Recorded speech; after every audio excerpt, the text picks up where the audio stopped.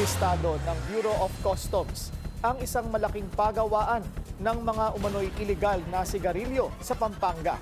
Dose-dose na rin ang arestado, kabilang ang 6 na Chinese national.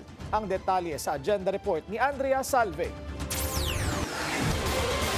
Naglalakihang makinarya, raw materials ng sigarilyo at hindi bababa sa 50 empleyado ang tumambad sa Customs Intelligence and Investigation Service nang isilbi ang letter of authority sa isang warehouse sa Mexico, Pampanga nitong Huwebes.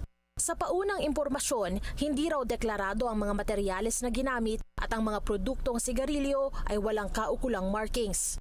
Iniimbestigahan na ng mga otoridad kung konektado ito sa mga naunang operasyon kontra illicit cigarettes. What I can tell you is that it's the same brands, no? If you recall yung brands na nahuli natin sa Batangas, these are the same brands na nakikita natin dito ngayon, no? With their packaging. Meron silang mga industrial machines, no? Ganon ka-heavy yung kanilang operations dito. Higit 50 Pilipino raw ang nahuling nagkukush ng packaging ng mga iligal na sigarilyo. Nasa 6 din daw ang nahuling Chinese nationals. Makikipag-ugnayan ng BOC sa kaukulang mga ahensya para sa posibleng kaharapin na asunto ng mga arestadong individual.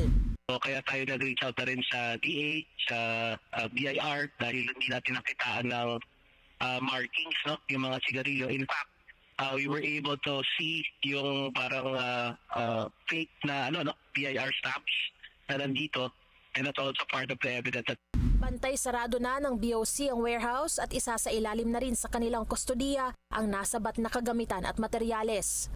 Patuloy na inaalam ng mga otoridad ang kabuuang halaga ng mga ito. Para sa agenda, Andrea Salve, Billionaire News Channel. Manatiling nakatutok sa Billionaire News Channel. Sumubaybay sa aming social media accounts at mag-subscribe sa aming YouTube channel para sa mga eksklusibong balita at storya.